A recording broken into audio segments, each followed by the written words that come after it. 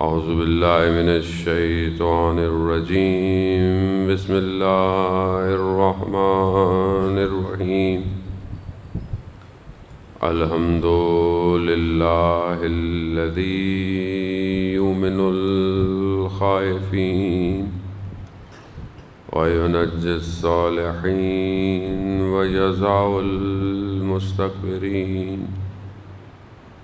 وَيُهْلِكُ مُلُوكًا وَيَسْتَخْلَفُ آخَرِينَ والصلاة والسلام على رسول ثقلين محبوب رب المشرقين والمغربين جد الحسن والحسين نبينا سيدنا بالقاسم محمد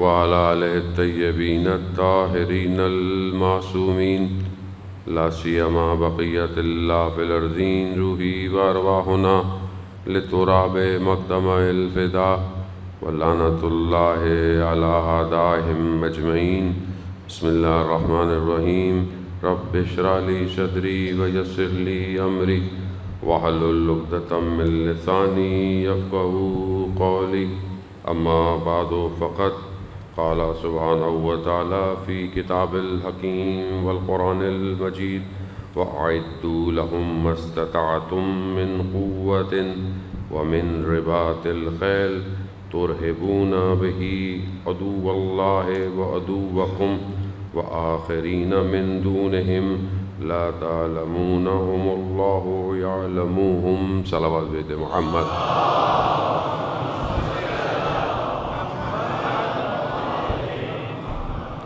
عزیزان محترم، ماہ محرم الحرام چند شبوں کا مہمان رہ گیا ہے زہرا کا لال.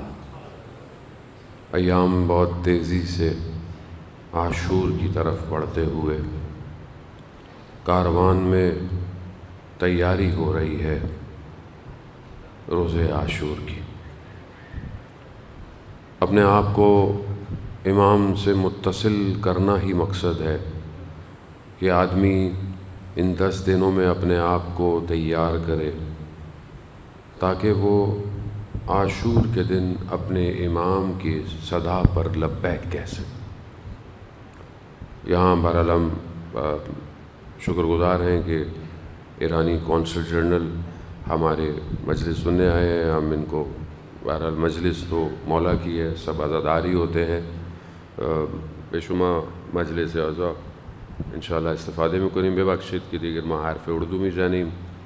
میں نے کہا مجلس ہماری اردو میں ہے، بہرحال ہم فارسی میں آپ کو نہیں سمجھا پائیں گے، لیکن مجلس تو مجلس ہے، ثواب تو انسان لے کے جاتا ہی ہے. ذکر ہے، ذکر کو کسی زبان کی ضرورت نہیں، ذکر خود وجود محسوس کرتا ہے. تو بہرحال خداوند متعال ہمیں اس ذکر کے اندر لے کر آیا ہے اور یہی ذکر انسان کو اس عالم سے پرواز دیتا ہے. عزیزان محترم، کرامت سید الشہداء ایسی ہے کہ جس کو ہم بیان کرنا قاصر ہے. بہت بڑے آغا جعفر شوستری آپ جانتے ہیں، بہت بڑے عالم دین تھے. استاد فاطمی نیا ان کے لیے بیان کرتے ہیں کہ آپ جانتے ہیں کہ ان کے پاس ایک خاص علم تھا جس کی وجہ سے وہ بہت مشہور، اور جو وہ مصائب پڑھتے تھے حالانکہ بہت مجتہد اور اس طرح تھے، لیکن انہوں نے کبھی بھی مجلس سید الشہداء کی پڑھنا نہیں چھوڑی. اس کو وہ بہت اہمیت دیتے تھے، مجلس کو پڑھنے کو بہت اہمیت دیتے. کہتے ہیں کہ وہ بیان کرتے ہیں کہ انہوں نے خواب دیکھا اور خواب میں روز عاشور میں اپنے آپ کو کربلا میں پایا اور دیکھا ایک طرف خیام امام حسین ہیں اور ایک طرف خیام یزید لگے ہوئے. خیام امام حسین کی طرف بڑھے، داخل ہوئے تو دیکھا ایک بزرگ سی شخصیت کہ جو غالباً کہتے ہیں کہ جناب حبیب ابن مظاہر تھے، ان کو دیکھا اور دیکھا مولا بھی بیٹھے ہوئے ہیں. بیٹھ گئے. اب آپ کرامت سید الشہداء دیکھیں. اس حالت میں ان کو یہ دکھایا گیا جو کہ غربت ہے، مشکل ہے، مگر مہمان آیا ہے۔ حبیب سے کہا، یہ بڑا مستند واقعہ ہے جانے والا، حبیب سے کہا کہ جو تھوڑا سا آٹا ہے اور روغن یعنی تیل، اس کو ملاؤ، مہمان آیا ہے۔ یا خواب میں اس کو بنا کر کہتے ہیں کہ ایک چمچ ٹائپ کا، یعنی اتنا ان کے دہان میں ڈالا گیا۔ اہل بیت بہت کریم ہے۔ آپ ان کی زندگی کی سیرت میں دیکھیں، جس طریقے سے یہ غلاموں کی تربیت کرتے تھے، اپنے ہاتھوں سے اپنے اصحاب کو کھانے کھلاتے تھے، دسترخوان سے ان کے کبھی کوئی خالی ہاتھ نہیں گیا، دشمن بھی آیا اسے بھی خالی ہاتھ نہیں بھیجا انہوں نے۔ اس کرامت کو سمجھے، میں بہرحال یہیں سے آپ کو ایکسٹریکٹ کر کے کہیں اور لے کے جاؤں گا۔ کہتے ہیں جیسے ہی وہ میرے وجود میں وہ لقمہ گیا، مجھے ایسا لگا کہ مجھے خاص علم مل گیا ہے۔ علم عطا کرتے ہیں، ابھی بھی عطا کرتے ہیں۔ اگر آپ ان کی خدمت میں پہنچیں اس عالم معنی میں، جیسے میں نے آپ کو پہلے بھی عرض کیا، صرف عالم مادہ نہیں ہے، اور یہ امام صرف عالم مادہ کے امام نہیں ہے، یہ عالم سارے عوالم میں یہ امام ہے۔ روز قیامت تک یہی امام آپ کو راستہ طے کرائے گا۔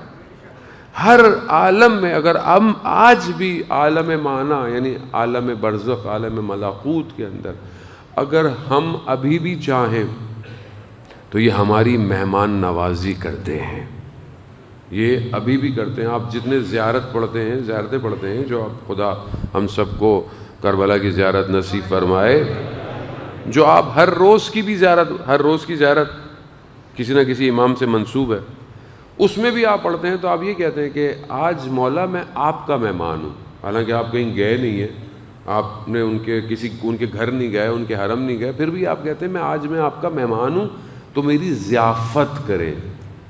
یہ اتنے کریم ہیں، یہ ہر جگہ پر ضیافت کرتے ہیں۔ شرط یہ ہے جو کل میں نے آپ کو کہا، انسان کے اندر ظرف ہونا چاہیے۔ جتنا آپ کے اندر ظرف ہوگا، جتنا آپ کے اندر کیپیسٹی ہوگی، اتنا عطا ہوتا رہے گا۔ کل ہماری جو گفتگو تھی، بہرحال وہ آگے کی طرف اس کو آہستہ آہستہ بڑھاتے ہیں۔ جانے محترم، 1-2 دن رہ گئے ہیں، حق تو خیر کوئی بھی ادا نہیں کر سکتا، بہرحال انسان تھوڑا بہت ایکسپلین ہی کر سکتا ہے۔ ہماری گفتگو اس بات پر چل رہی تھی کہ بہرحال جو کل کی جو آیت تھی اس کا مفہومی ترجمہ کہ زمین اور آسمان میں جو ہے یہ سب اللہ کے لشکر ہیں، اور زمین اور آسمان میں اللہ کے لشکر نے دعا آپ کی خدمت میں عرض کی کہ جو دعا ہے یہ مومن کا اسلحہ ہے۔ دعا تقدیر کو بدل سکتی ہے، دعا کے اندر اتنا کچھ ہے۔ ایک حدیث آپ کی خدمت میں اسی بات کی ایکسٹینشن کی، اور پھر میں آج کی آیت کو آپ کے سامنے ایلوبریٹ کروں گا۔ عزیزان، میں کتاب اس لیے لے کر آیا، کچھ لوگوں کو گمان ہونے لگا، مجھے میسیج کر رہے تھے کہ مولانا ماشاءاللہ کیا آپ کی ریسرچ ہے، کیا آپ کی گرپ ہے؟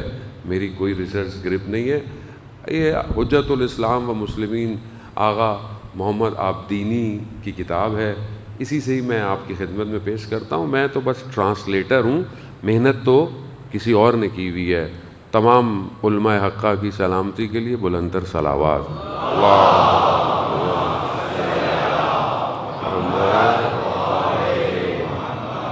اذان محترم، پیغمبر اکرم ارشاد فرماتے ہیں دعا کے بارے میں کہ الدعاء جند من اجناد اللہ تعالی مجند۔ دعا جو ہے وہ ایک جنود یعنی لشکر ہے، یعنی سپاہی، بہت سارے۔ جنود کس کو کہتے ہیں؟ لشکر۔ لشکر کسے کہتے ہیں؟ جس میں بہت سارے سپاہی ہوں، سولجر ہوں۔ پیغمبر فرما رہے ہیں کہ دعا جو ہے وہ الہی جنود ہے، الہی لشکر ہے۔ کیسا لشکر ہے؟ نہ صرف لشکر ہے بلکہ اس کے پاس اسلحہ بھی ہے۔ دعا یعنی ایک لشکر ہوتا ہے کہ خالی ہے، ایک لشکر ہے جس کے پاس سب ایکوپڈ ہے، آج کل کے دور میں فل ہر چیز ماڈرن اس کے پاس موجود ہے، گلاس موجود ہے، اے آئی سچویشن موجود ہے، ڈرون موجود ہیں، ساری چیزیں موجود ہیں۔ پیغمبر فرما رہے ہیں دعا ایسا الہی لشکر ہے۔ اب آپ کل والی آیت پہ جائیں، خدا کیا کہہ رہا ہے؟ خدا کہہ رہا ہے کہ زمین اور آسمان سب اللہ کا لشکر ہے۔ اس ونڈو کو اپنی اسکرین پہ کھول کے رکھیے، اسی سے مجھے کام ہے آپ کی خدمت میں۔ آج کی جو میں نے آیت پڑھی، میں اس بات کو آپ کی خدمت میں ایکسٹریکٹ کرتا چلوں۔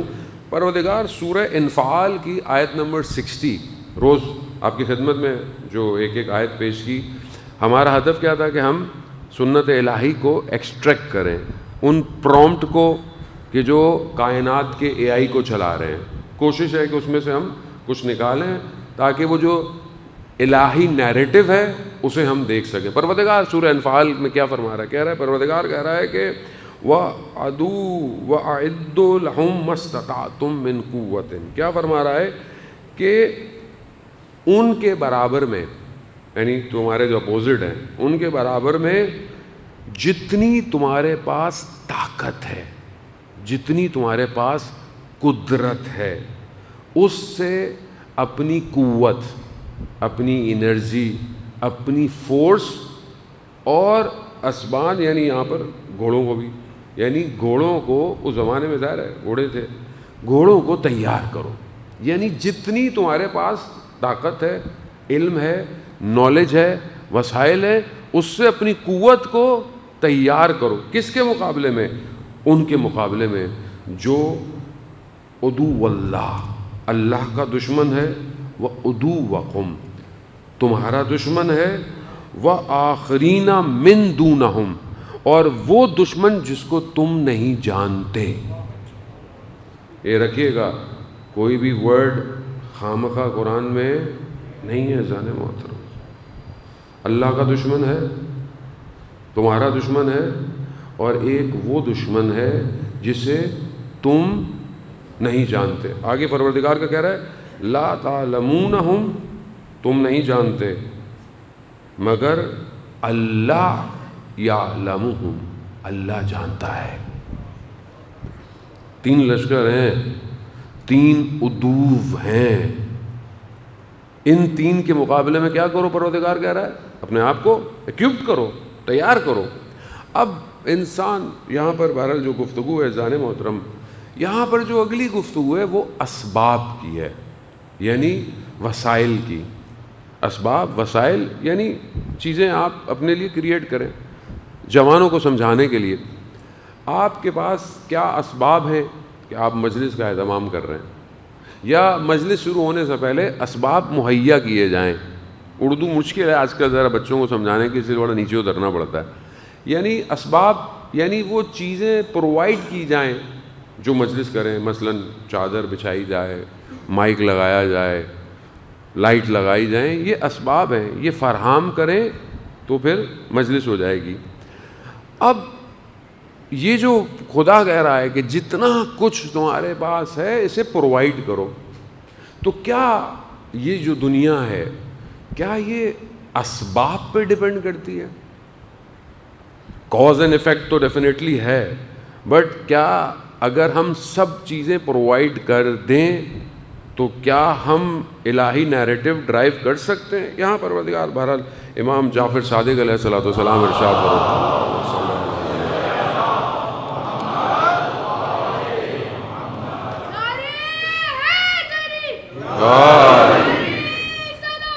اللہم صلی اللہ، خداوند نے جو ہے وہ یہ اصول کافی کی حدیث ہے جان محترم اسباب کے اوپر، کہ پروردگار نے ان اسباب سے امتناع کیا ہے، یعنی اس پر ڈپینڈنسی نہیں ہے، مگر یہ کہ چیزوں کو اسباب کے ذریعے کریٹ کیا ہے۔ یہ دو چیزیں ہیں، الہی نیریٹو، شیطانی اور دنیاوی نیریٹو آپ کے سامنے ہے۔ دنیا اسباب پہ ڈیپینڈ کرتی ہے، ریزننگ پہ اعتماد کرتی ہے، ٹرسٹ کرتی ہے، یہ لوکیشن ہے، یہ سب کچھ ہے۔ بلکہ اور سادی سی مثال، یہ میڈیسن ہے، یہ آپ نے کھانی ہے اور آپ ٹھیک ہو جائیں گے۔ انسان میڈیسن کھاتا ہے، اس پہ عمل کرتا ہے۔ کوئی یہ کہہ سکتا ہے کہ ساری میڈیسن کھانے کے بعد وہ ٹھیک ہو سکتا ہے؟ مگر سائنس یہ کہتی ہے۔ آپ نگلیکٹ نہیں کر سکتے۔ میرے کہنے کا مقصد یہ نہیں کہ آپ کل کو بولیں نہیں جی ہم نے ڈاکٹر، نہیں، یہ اسباب ہیں، لیکن کیا شفا گولی میں ہے یا اس میں ہے جو شفا گولی میں ڈالتا ہے؟ اللہم صلی علی محمد وآلہ اللہ اکبر یا رسول اللہ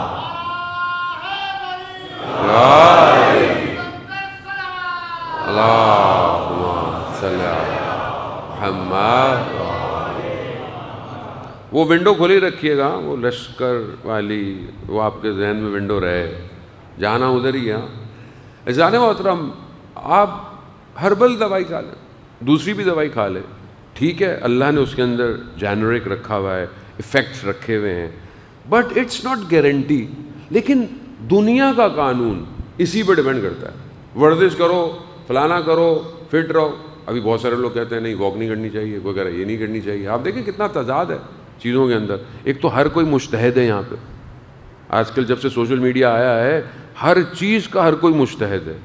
یعنی ہمارے ہاں اگر کوئی چیز آپ کو پوچھنی ہو کسی سے بھی نا، اس کا کوئی کام بھی نہیں ہوگا، وہ آپ کو گھر تک چھوڑ کے آئے گا اس معاملے میں۔ تو یہ بڑا پرابلم ہے کہ بھائی میری ایکسپرٹیز نہیں ہے، میں نہیں بتاؤں۔ یہ سوشل ایشو ہے نا، بتاؤں دس از پرابلم، یہ سوسائٹی کا پرابلم ہے کہ اگر جو میری ایکسپرٹیز نہیں ہے میں اس کو نہ بتاؤں، لیکن میں ہر چیز کا ایکسپرٹ ہوں۔ ابھی آپ بول دیں مولانا، ابھی میں یہاں بیٹھا ہوا بول دوں میرے درد ہے میرے، ابھی سب مجھے فارمولے دینا شروع کر دیں گے، یہ کھائیں مولانا، یہ کھائیں مولانا، یہ کھائیں، بس بریکٹ کلوز۔ عزیزان محترم، دنیا اسی پہ ڈیپینڈ کرتی ہے، ویسٹرن آئیڈیالوجی اسی پہ ڈیپینڈ کرتی ہے، ڈیٹا یہی دیا گیا، یوں کر لو، ان ملکوں میں بیسز بنا لو، یہ ہوا یوں کر لو، یہ کر لو، یہ انفارمیشن ہے، دنیا نے اسی پہ ڈیپینڈ کیا۔ میں پھر اس کو اور آخر میں آپ کی ونڈو انشاءاللہ کھولوں گا۔ دنیا اسی پہ ڈیپینڈ کرتی ہے۔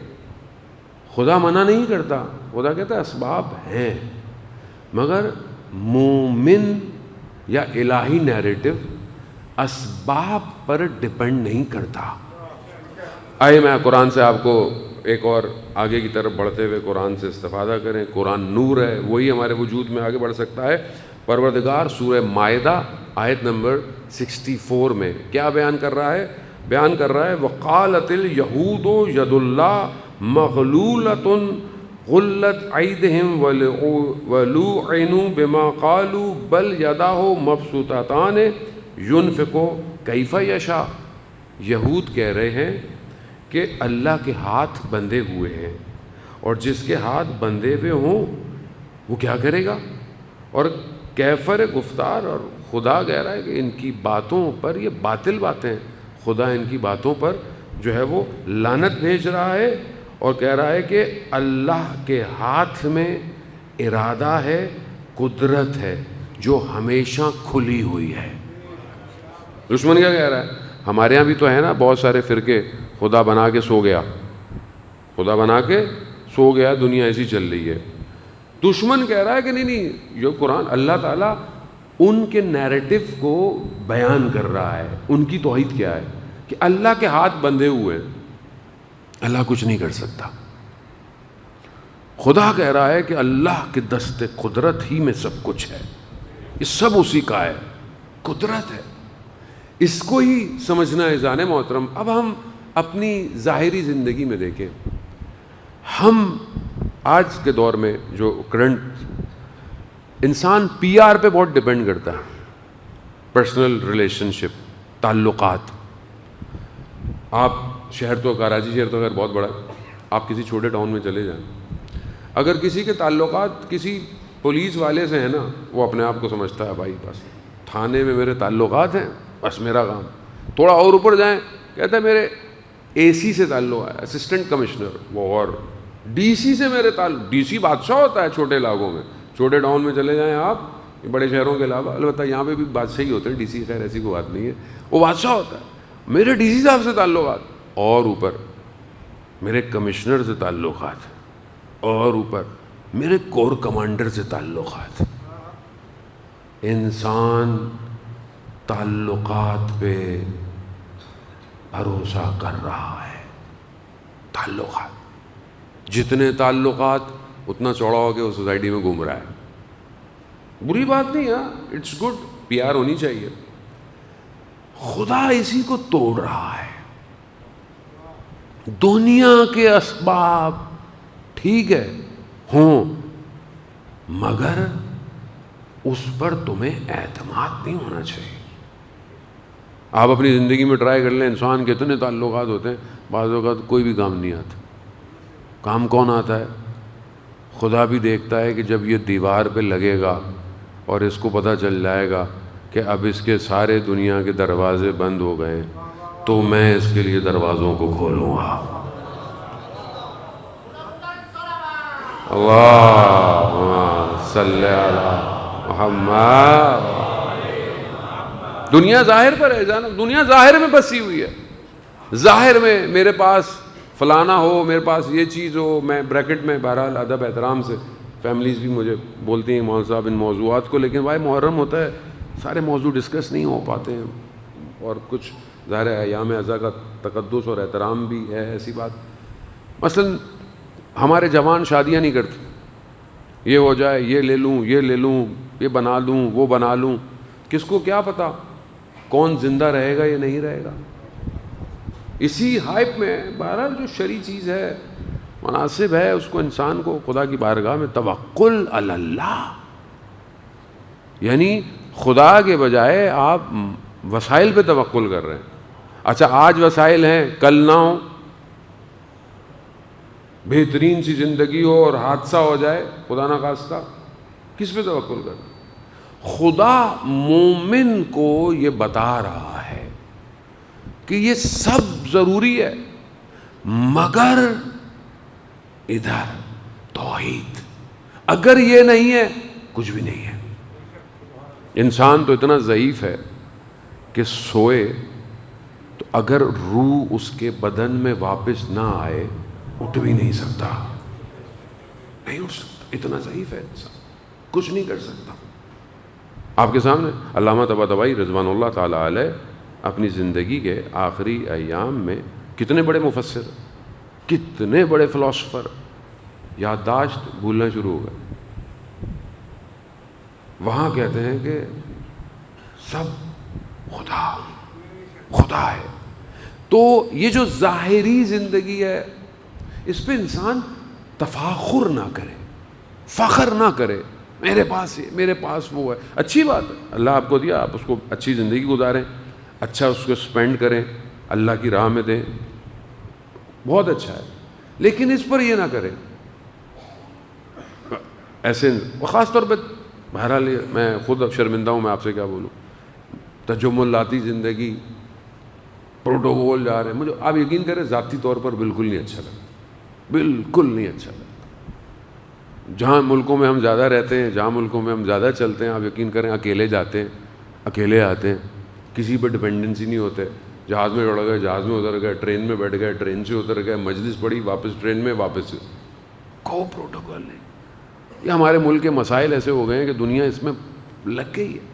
میں اپنے اساتید کو دیکھتا ہوں، اتنی بڑی بڑی شخصیات، علمی شخصیات، روحانی شخصیات، سادی زندگی، نارمل زندگی، ہم پھنسے ہوئے ہیں ان ساری چیزوں میں.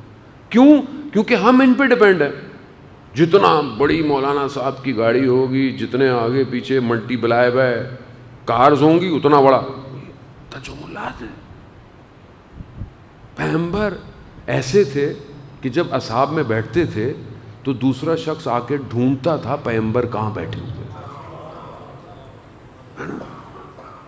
یقیناً فرق ہے زمانے کا، میں اس میں ڈینائی نہیں کرتا. سیکیورٹی امپورٹنٹ ہے، ساری چیزیں امپورٹنٹ ہیں، میں اس کا ڈینائی نہیں کرتا. مگر یہ اسباب نہیں ہے، یہ وہ نہیں ہے جو آپ کی قیمت کو طے کرے. لوہا آپ کی قیمت کو طے نہیں کر سکتا.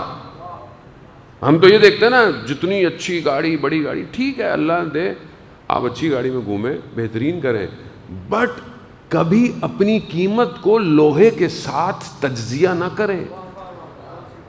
آپ اشرف المخلوقات ہیں، کائنات کو تسخیر کر سکتے ہیں. وہ جو ونڈو میں نے آپ کی کھلائی، وہ جو لشکر ہے، وہ جو لشکر ہے، خدا کیا کہہ رہا ہے؟ زمین اور آسمان جنود الہی ہے. پیغمبر نے کیا کہا؟ دعا جنود الہی ہے، لشکر الہی ہے. سورہ انفال میں پروردگار کیا کہہ رہا ہے؟ اپنی قوت، اپنی طاقت لگا لو وسائل میں، طاقت لگا لو، لیکن ڈپینڈ نہیں کرنا. کیوں؟ کیونکہ ان طاقت کو جو جنود لے کے جائے گا وہ دعا ہے. دعا ہے. کیوں کہا گیا جنگ میں دعائے جوشن کبیر پڑھو؟ کیوں کہا صحیفے سجادیہ کی فلانی دعا پڑھو؟ کیوں کہا؟ جنود الہی چاہیے.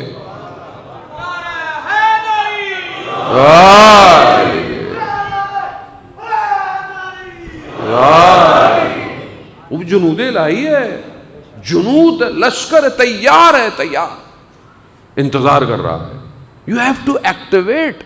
میں نے پہلے بھی عرض کیا، کائنات سارے رازوں کو لیے بیٹھی ہے. It's up to you. آپ کے پاس اے آئی کا کون سا پرومپٹ ہے، آپ نے وہ ڈال لیا، کائنات ایکٹیویٹ ہو جائے گی. ایکٹیویٹ ہے، الہی نظام انتظار کر رہا ہے. لیکن کچھ رازوں کو کھولنے کے لیے خون بہایا جاتا ہے. سید الشہداء نے کائنات کے اس نظام کی اپنے خون سے آبیاری کی ہے. خون پڑا، کائنات ہدایت پہ ایکٹیویٹ چل رہی ہے. چل رہا آج آپ کے سامنے مجلس حسینی کرامت حسین ہے. آیت اللہ عبد الکریم حائری یزدی مؤسس ہیں، یعنی بانی ہیں. کس کے؟ حوض علمیہ قم کے. وہاں رہتے ہیں. کہاں رہتے ہیں؟ کربلا، نجف. میں نے شاید آپ کی خدمت میں عرض کیا ابھی 3 مجلسیں ہوتی ہیں، بندے کو یہ بھی یاد نہیں رہتا. بعض تو بولے کہ مولانا صاحب ابھی آپ کی یادداشت ایسی ہے، لیکن اب آپ کو کیا بتائیں جان محترم. بریکٹ میں مجلسیں آپ کو بتائیں. بہرحال ٹریول ٹائم اگر آپ اندازہ کر لیں شام سے لے کر رات 2:30-3 بجے تک کا، تو آپ کو اندازہ ہو جائے. پھر لوگ ملنا، اس پہ بھی لوگ ناراض ہوتے ہیں، مولانا صاحب موبائل پہ جواب نہیں دے رہے. جان محترم بہت لیس سلیپ ہے، لیکن ہماری اس میں کوئی طاقت نہیں. جو کچھ ہو رہا ہے یہ جنود الہی ہے. ہم بھی دعا کر کے ہی نکلتے ہیں، ہم بھی توسل جناب سیدہ سے کر کے نکلتے ہیں. جنود الہی ہے. صلی علی محمد. اب کرامت امام حسین کیا کہہ رہے ہیں؟ انہوں نے خواب میں دیکھا، ان کو اشارہ ملا کہ 2 دن تمہاری زندگی میں رہ گئے. انہوں نے دھیان نہیں دیا. کربلا کے قریب کسی باغ میں گئے، اچانک سے طبیعت خراب ہوئی. اتنی خراب ہوئی کہ ٹیمپریچر بڑھا اور عجیب سی حالت. لوگوں نے کپڑا ڈالا، روح نکلی. لینے والے آئے، لے کے جا رہے ہیں. کیونکہ کربلا میں تھے، فوراً سید الشہداء سے توسل کیا. کہا امام حسین میرے ہاتھ خالی ہیں، میرے پاس روز محشر کے لیے کچھ نہیں، مجھے ایک فرصت دے دے، میں کچھ کر لوں. اچانک سے اسی روح نکلتی ہوئی میں کوئی پیغام دے کے آ گیا. کہا اس کو چھوڑ دو. اچانک سے بدن میں ہلچل ہوئی. بولے نہیں یہ تو صحیح ہے، خیر جانے دو. کرامت حسین، امام حسین نے زندگی دی. اب لوگ گھبراتے ہیں، مطلب کیسے ہو سکتا ہے جانے. مطلب میں بہت احتیاط کرتا ہوں بہت ساری گفتگو میں وارد ہونے سے پہلے، کیونکہ آج کل ماحول بڑا خطرناک ہے. آدھی بات کا کلپ کٹتا ہے، پھر وہ کچھ اور بن جاتا ہے، تو اس کے لیے مجھے بڑا احتیاط کرنا پڑتا ہے. جان محترم، جس کے پاس کائنات کے علم ہو، علم لدنی ہو، جو اس عالم سے متصل ہو، جو اصل حیات دے رہا ہو. بھائی جو اللہ کی راہ میں مارا جائے وہ کیا ہے؟ کون کہہ رہا ہے؟ قرآن کہہ رہا ہے۔ تو جو ان سب مارے جانے والوں کا سردار ہو تو وہ ظاہری زندگی ہے دے دیا آپ کے سامنے، کیا بنایا انہوں نے، کیا کرم ہے، کرم اپنی زندگی میں اس کو ریسیو کریں، اپنے آپ کو اس لیول پہ لے کے جانا پڑتا ہے انسان موت کہ انسان اس کو ریسیو کرے۔ یہ جنود الہی ہے، یو ہیو ٹو ایکٹیویٹ۔ کل بھی میں نے آپ کی خدمت میں جو ایک آدھ حدیث بیان کی کہ دعا انسان کی تقدیر کو بدل سکتی ہے، تقدیر سے اوپر قضا ہے۔ وقت نہیں ہے، قضا و قدر، یقیناً آپ پڑھے لکھے لوگ ہیں، آپ ساری باتوں کو جانتے ہیں۔ قضا جو ہے وہ قدر سے اوپر ہے۔ دعا قضا کو بھی تبدیل کر دیتی ہے۔ مشکل بات ہے، مجھے پتا ہے، اس کو ڈیلیور کرنا اتنا آسان نہیں ہے، دعا ہی ہے۔ اسی لیے ہمیں ان الفاظ کو پڑھنا چاہیے جو معصومین نے ہمیں عطا کیے۔ اپنی زندگی میں آپ کیلکولیٹ کریں 24 آورس، کیوں کہا جاتا ہے؟ تاکہ باتیں نماز پڑھو، چھوٹی چھوٹی دعائیں نا، تاکہ باتیں نماز، ظہر، فجر، مغرب، عشاء، صرف فجر کی سب سے زیادہ ہیں، باقی تو سب چھوٹی چھوٹی ہیں۔ وہ الفاظ ائمہ نے دیے ہیں، جب وہ لفظ آپ کی زبان پر جاری ہوں گے تو اللہ کا جنود آپ کے لیے ایکٹیویٹ ہو جائے گا۔ بہت سمپل فارمولہ ہے۔ کیوں کہا دعائے توسل پڑھو؟ کیوں کہا دعائے کمیل پڑھو؟ کیوں کہا دعائے نتبہ پڑھو؟ کیوں کہا ہر روز فجر کی نماز کے بعد دعائے عہد پڑھو؟ قال امام صادق علیہ الصلوۃ والسلام، اللہم صلی علی محمد، جو 40 دن لگاتار دعائے عہد پڑھے گا، اگر وہ دنیا سے چلا بھی گیا تو وہ ظہور میں قبر سے اٹھایا جائے گا۔ میں دعا کے لیے بہت گفتگو ہے، بٹ میرا آج کا جو نیریٹو الہی ہے آپ کی خدمت میں کہ دعا اللہ کا لشکر ہے۔ 40 دن تک آپ اس لشکر سے مدد مانگ رہے ہیں، دیکھو میں مر بھی جاؤں نا تو مجھے ظہور میں اٹھا لینا، یعنی لشکر آپ کے لیے تیار ہو رہا ہے۔ یہ جتنے اسباب ہیں یہ امپورٹنٹ ہے، آپ کے پاس ہونا چاہیے۔ وقت کے امام کے لیے آپ کے پاس علم ہونا چاہیے، نالج ہونی چاہیے، سب کچھ ہونی چاہیے۔ عزیزان محترم، میں اس لیے معاشرہ قرآنی ہونا بہت امپورٹنٹ ہے۔ دس از دا مین ڈفرنس ہماری نیشن میں اور ان کی نیشن میں۔ ان کی نیشن میں قرآن کی آیتوں کو اپنی زندگی پہ امپلائی کیا ہے، امپلیمنٹ کیا ہے۔ قرآن میں پروردگار کیا کہہ رہا ہے؟ کہہ رہا ہے کہ جتنی طاقت ہے، جتنا کچھ ہے، اسے جمع کرو، تیار کرو۔ کس کے لیے؟ اللہ کے دشمن کے لیے۔ اللہ کا دشمن کون ہے؟ سب کو پتا ہے۔ تمہارا اپنا کون دشمن ہے؟ وہ بھی پتا ہے، اور وہ جس کو تم نہیں جانتے، منافق ہے، باطنی شیطانی طاقتیں ہیں، کون ہے؟ آج آپ کے سامنے جانے محترم، انہوں نے ایکٹیویٹ کیا، انہوں نے علم، نالج، ہر چیز کو ایکٹیویٹ کیا، مگر اس پہ ڈیپینڈ نہیں کیا۔ دعائے نتبہ بھی پڑھتے ہیں، دعائے توسل بھی پڑھتے ہیں، دعائے کمیل کی محفلیں بھی ہوتی ہیں، جتنا ماڈرن ہو۔ آپ مسجد جمکران چلے جائیں، میں نے لڑکوں کو دیکھا بالوں میں جیل لگی ہوئی ہے، ٹی شرٹس پہنی ہوئی ہیں، ٹیٹوز بنے ہوئے ہیں، ہاتھ میں تسبیح ہے، ایاک نعبد و ایاک نستعین، ایاک نعبد و ایاک نستعین۔ یہ حیرت کی بات نہیں ہے کہ یہ یہاں سے چلے اور سارے چیزوں کو بریک کرتے ہوئے جا رہے ہیں۔ کیوں؟ کیونکہ ان کے ساتھ الہی لشکر جا رہا ہے، الہی لشکر ہے۔ اس کو سمجھیں، گھبرانے کی ضرورت نہیں ہے، پریشان ہونے کی ضرورت نہیں ہے۔ آج پاکستان کو بھی اللہ نے طاقت دی ہے، اور خدا انشاءاللہ اس پاکستان کو جو اس نے رول پلے کیا ہے ایران کے ساتھ، آپ کے سامنے ہے۔ یہ کوئی آسان کام نہیں ہے۔ اس پورے نظام الہی میں پاکستان کا بہت امپورٹنٹ کردار ہے۔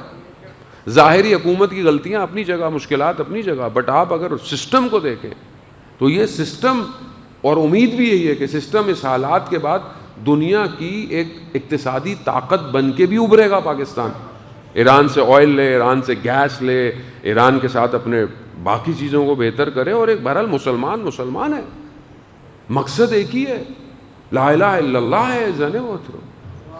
بس میں آپ کو آخری آج کی گفتگو کی اس طرف لیتے جاتا ہوا جان محترم، پروردگار یہاں پر جب خدا چاہتا ہے تو اسباب سے بھی چیزوں کو چھین لیتا ہے خدا چاہتا ہے۔ یہاں بس میں ایک آیت اور اس کے بعد آخری مرحلے کی طرف آپ کی خدمت میں بڑھتا ہوں۔ پروردگار حضرت ابراہیم کا جب قرآن ذکر کر رہا ہے، اور سورہ شعراء کی آیت نمبر 78 اور 80 دو تین آیتیں، الذی خلقنی فہو یہدین والذی ہوا یطعمنی ویسقین واذا مرضت فہو یشفین۔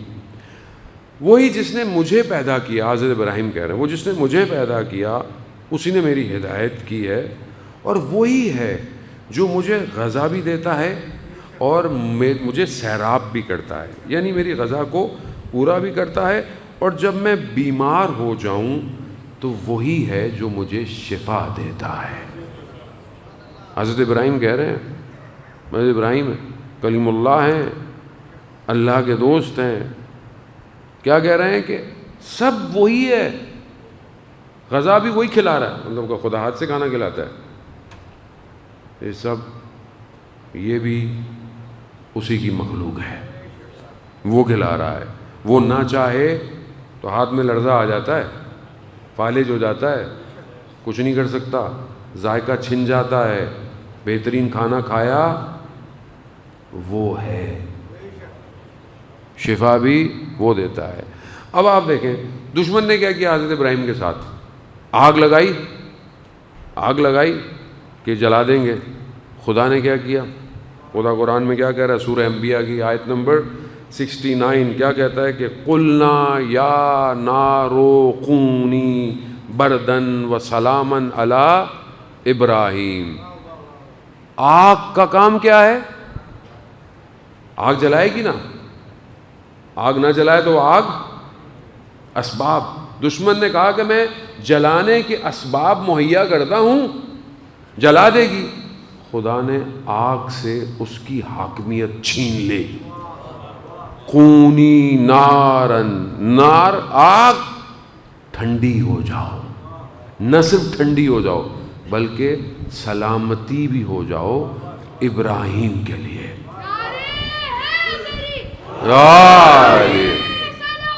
اللہم صلی علی محمد وآلہ محمد۔ اذان محترم، بہرحال میں چاہتا تھا کہ آپ کو اور جو ہے وہ اس وادی میں سیر کراؤں، قرآن کی آیتوں کے ساتھ سیر کریں۔ قرآن زندگی میں، قرآن کے پاس سب کچھ ہے، پرومپٹ قرآن کے پاس، قرآن مال علی و علی المال قرآن، قرآن علی کے ساتھ ہے اور علی قرآن کے ساتھ ہے، کوڈ ولایت میں ہی ہے۔ اللہ اکبر، یا رسول اللہ، زندہ آباد، زندہ آباد، مردہ آباد، مردہ آباد۔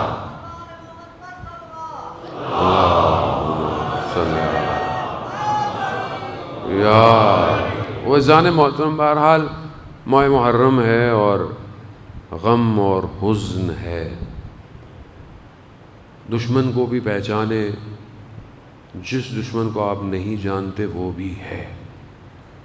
دشمن کبھی بھی صفوں میں اتحاد نہیں ہونے دیتا، امت میں اختلاف دشمن کا حربہ ہے۔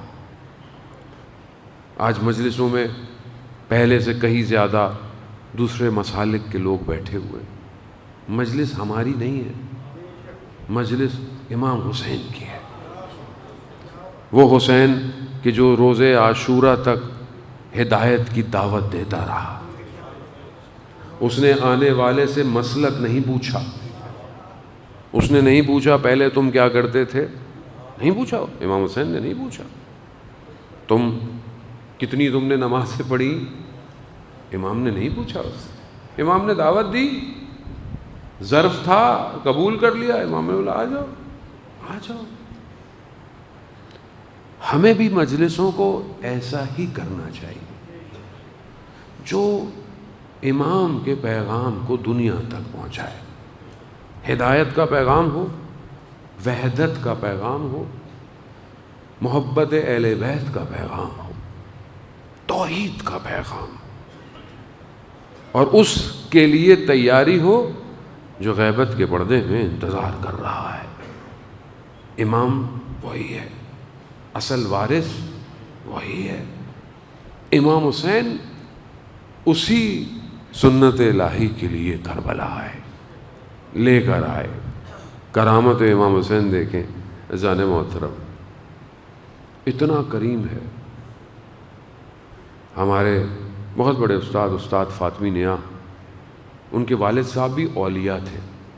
وہ کہتے ہیں تبریز میں ایک شخص تھا، روز عاشور تھوڑے سے لوگ اس کے گھر آتے تھے، نماز پڑھتے تھے، توسل کرتے تھے. کوئی 8-7 سادے چاول کی پلیٹیں وہ کھلاتے تھے. لوگ کچھ کھا لیتے تھے، کچھ لے جاتے تھے، اتنا ہی تھا. کسی نے ایک عاشورہ میں آواز لگا دی کہ فلانے صاحب جو ہیں ان کے ہاں کھانا ملتا ہے، نیاز ملتی ہے. 8-7 لوگ آتے تھے. اس سال 300 لوگ آ گئے. نماز ہوئی تو وہ جو آغا 300 لوگ، ان کا گھبراؤ نہیں. کچن میں گئے جہاں تھوڑے سے چاول تھے، آنکھوں میں آنسو ہیں. کہا دینا شروع کرو. سب کو دیا. حسین،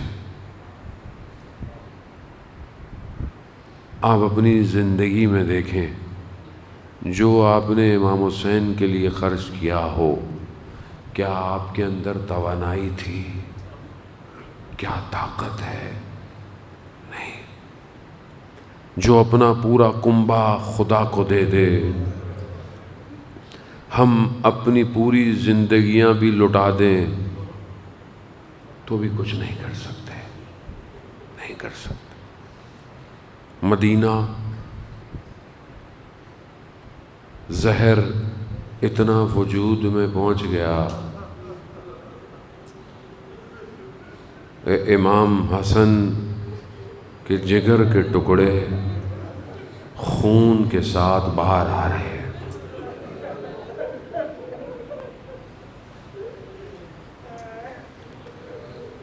سب بہن بھائیوں، گھر والوں کو بلایا، سب کو کہا امام حسین کی طرف رجوع کرایا گیا. اب سب امام حسین تمہارا ہے امام میرے جانے کے بعد. پھر اپنی زوجہ سے کہا، ام فروز، قاسم چھوٹے سے ہیں، کہا قاسم کو لے آئے. قاسم کو لائے. قاسم کے بدن کو چوم رہے ہیں. امام ہے نا، جانتے ہیں قاسم کے بدن کے ساتھ کیا ہونا ہے. سرہانے سے کہتے ہیں ایک تعویذ اٹھایا اور جناب قاسم کے بازو پہ باندھ دیا، چھوٹے ہیں ابھی، اور کہا بیٹا جب زندگی میں بہت مشکل میں پھنس جانا تو اس تعویذ کو کھول لینا. وقت گزر گیا. جناب قاسم امام حسین بھتیجے ہیں، بھائی کی نشانی ہے، بہت خیال کیا پرورش میں. کربلا پہنچ گئے. بڑی تیزی سے منزلوں کو طے کرتا ہوا آگے بڑھوں گا، لیکن تحمل کے ساتھ. حسن کی کمائی ہے. عزیزان محترم، شب عاشور سب خیموں میں بیٹھے ہوئے ہیں. امام حسین نے کہا کل تم سب مارے جاؤ گے، سب شہید ہو جاؤ گے، سب شہید ہو. یہ بچہ پیچھے بیٹھا ہوا اچانک سے شوق میں بلند ہوا، کہا چچا ہماری بھی باری آئے گی. پوچھا کیوں؟ کیونکہ بچے کو یہ تھا کہیں یہ نہ ہو کہ کہیں نہیں نہیں ابھی تو تم چھوٹے ہو، فوراً پوچھا چچا ہماری بھی باری آئے گی؟ امام نے جواب نہیں دیا، امام نے سوال پوچھا، قاسم تمہارے لیے موت کیا ہے؟ علی کا پوتا ہے، جس علی کو موت سے کبھی ڈر نہ ہوا۔ جناب قاسم کہتے ہیں چچا جان میرے لیے موت احل من الاصل، شہد سے بھی زیادہ میٹھی ہے۔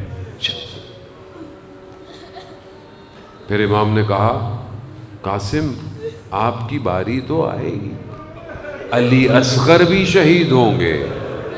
یہ سننا تھا، خون ہاشمی میں جوش آیا، کہا چچا یہ لعین خیموں تک پہنچ جائیں گے؟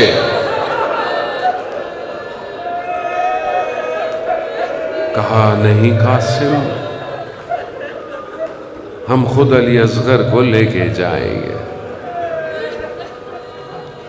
بس عزاداران محترم روزے عاشور آئی، چند دن ہے۔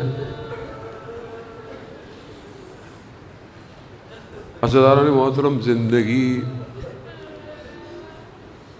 اتنی تیز بھاگ رہی ہے، آپ یقین کریں،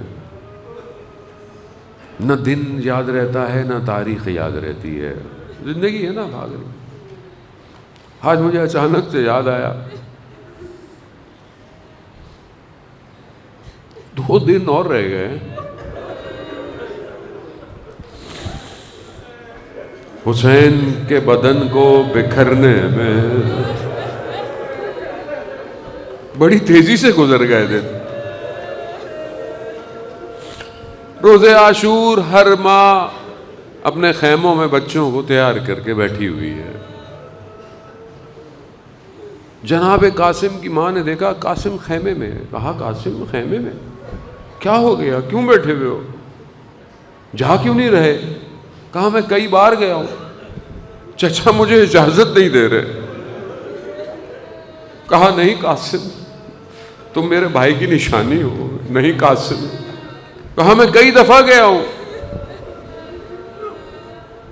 ماں کو یاد آیا، کہا قاسم جب آپ چھوٹے تھے نا تو آپ کے بابا نے آپ کے بازو پہ ایک تعویذ باندھا تھا اور کہا تھا کہ جب بہت مشکل آئے تو پھر اس کو کھولنا، بیٹا اس سے زیادہ مشکل زندگی میں کوئی نہیں آئے گا۔ جناب قاسم نے تعویذ کھولا، دیکھا بابا کا خط ہے۔ خط بابا نے لکھا ہے قاسم وقت آئے گا تمہارے چچا کو دشمن گھیر لیں گے،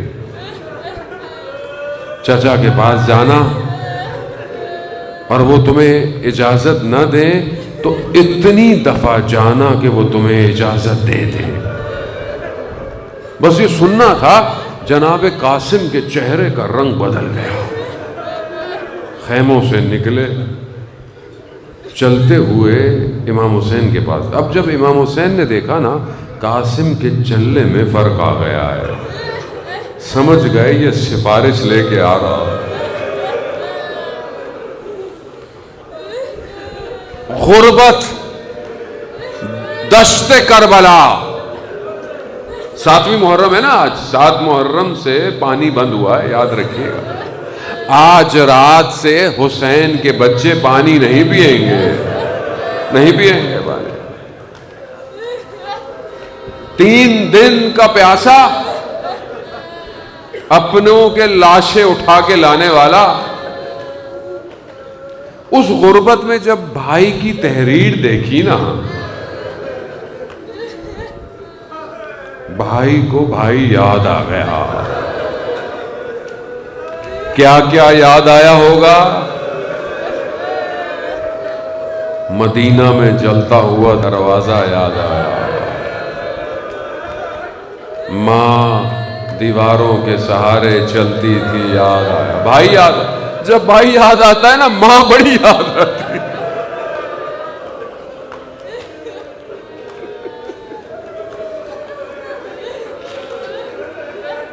یاد آیا ہوگا رات کی تاریکی میں ماں کو دفنایا تھا،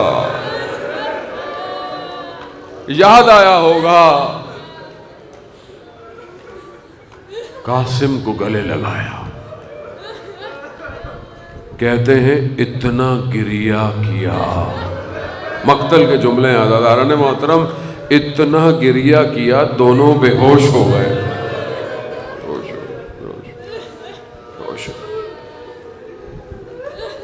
اٹھے، قاسم کو تیار کیا، گھوڑے پر قاسم سوار ہوا. مقاتل کہتے ہیں ایسے ایک جوان بچہ جیسے نور روشن ہوتا ہے، چھوٹا اتنا ہے نہ سر پہ کلا سکتی ہے نہ ذرا پہن سکتا ہے. گئے جناب قاسم، بس آخری مراحل ہیں، تبرکات آ گئے ہیں جناب قاسم کے. عزیزان محترم بس گئے. حسین حسن کے بیٹے ہیں، حیدر قرار کا پوتا. لڑا لڑا لڑا لڑا. جب دشمن نے دیکھا نا ایک شخص جس کے چند بیٹوں کو جہنم واصل کیا جناب قاسم نے. عزیزان محترم اس نے وار کر کر جناب قاسم کو نیزے لگ چکے تھے، چیزیں لگ. اس نے چاہا کہ میں ان کے ہاتھ کو قلم کروں. کہتے ہیں تیزی سے امام حسین پہنچے ہیں، انہوں نے اس کے بازو کو قلم کیا ہے. وہ ایسا پلٹا کہ دشمن کی فوج میں بھگدڑ مچ گئی. اس بھگدڑ میں جناب قاسم زمین پر آئے ہیں. چچا کو پکارا ہے، چچا میری مدد کو آؤ.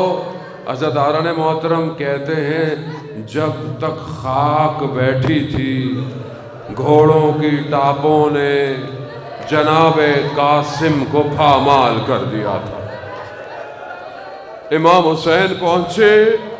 امام حسین نے کہا بیٹا کتنا سخت ہے کہ آپ مجھے بلائیں اور میں نہ آ پاؤں. عزیزان محترم نہیں پتا کس طریقے سے امام نے جناب قاسم کو اٹھایا ہے، کس طریقے سے ان کے قدم زمین پر کھچتے ہوئے خیموں کی طرف پہنچے ہیں. میں کہوں گا امام حسن کو کہ آپ موجود نہیں تھے مگر جناب قاسم نے آپ کی قربانی کو قبول کیا. ہاں میرے مولا آپ کے کنارے پر امام حسین موجود تھے مگر روز عاشور یاد رکھیے جب آپ کا بھائی گرا کوئی اس کے کنارے